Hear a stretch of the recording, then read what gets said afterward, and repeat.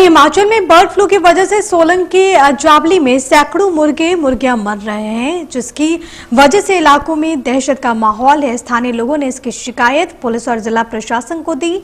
इसके बाद जिला प्रशासन हरकत में आया, अग्रिम कार्रवाई शुरू कर दी गई। जानकारी के अनुसार जाबली के नजदीक NH5 पर सड़क किनारे 500 के करीब मृत मुर्गियों को फेंका गया है। पशुपालन विभाग की ओर से मृत मुर्गियों के सैंपल टेस्ट के लिए regional disease diagnostic laboratory Jalandhar भेजे गए हैं। हालांकि बाकी मृत मुर्गियों को विभाग की ओर से गहरे गड्ढे में दफना दिया गया। जिस जगह मुर्गियां मृत पाई गई उस जगह को सैनिटाइज किया गया।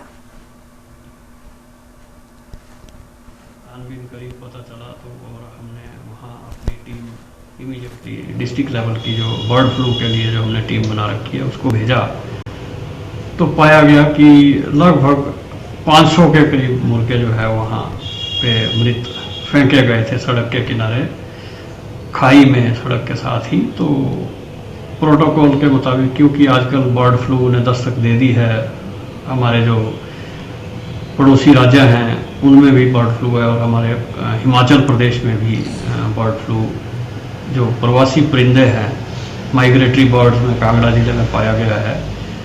तो उस प्रोटोकॉल के तहत उसकी सावधानी रखते हुए इनमें से बर्ड्स के सैंपल्स लिए गए हैं। 5 बर्ड्स जो हैं उस ढेर में एज पर प्रोटोकॉल वो सैंपल लिए गए हैं और वो sample regional disease diagnostic laboratory Jalandhar RDDL Jalandhar भेजे गए हैं, जिसकी रिपोर्ट आने पर ये पता चलेगा कि क्या ये पक्षी जो मरे हैं इनमें कहीं बर्ड फ्लू तो नहीं था।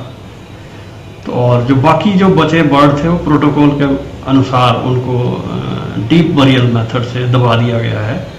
जो भी केमिकल्स या डिसइंफेक्टेंट उसमें डाले जाते हैं वो सारे प्रोटोकॉल के मुताबिक ऐड किए गए हैं और उस एरिया जो वहाँ वो जगह है जहाँ फेंके गए हैं उसको भी सैनिटाइज जो है वो किया जा रहा है। हमारी टीम वहाँ पे अभी भी लगी हुई है।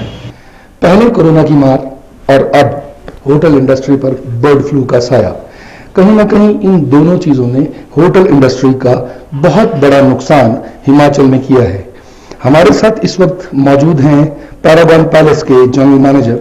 आइए इनसे बात करते हैं कि किस तरह की जो अब बर्ड फ्लू की वजह से जो आशंकाएं आ रही हैं उसकी वजह से जो आम पर्यटक हैं वो किस तरह के सवाल या किस तरह के उनके खाने के रुझान जो हैं वो नॉन वेजिटेरियंस जो हैं, क्योंकि पंजाब हरियाणा हिमाचल के जो निचले इलाके हैं, पंजाब का बेसिक कल्चर जो है वो नॉन वेजिटेरियन रहता है।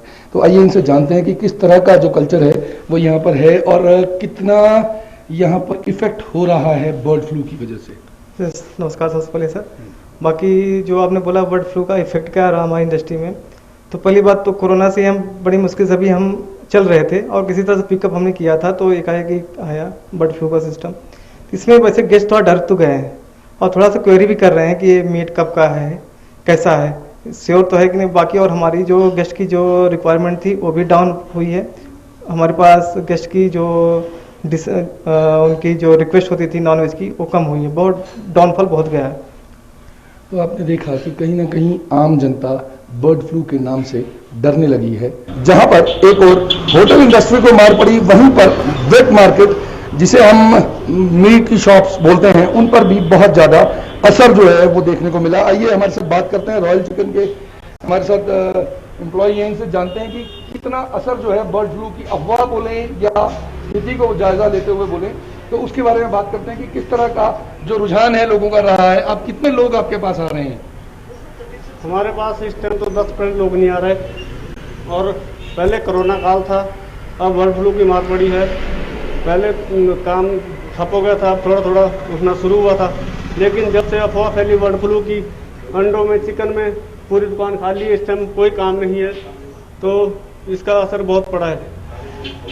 तो मैं आपको दिखाना चाहूंगा कि किस तरह से जो अंडे हैं अब क्रेटों पर सिर्फ लगे हुए दिख रहे हैं और कहीं भी जो है वो मार्केट में लोग कम तरह से जो है वो सामान खरीदने आ रहे हैं, क्योंकि कहीं ना कहीं लोगों में डर का भय का माहौल जो है वो बन गया है। सोलन से अनुराग शर्मा, इंडिया न्यूज।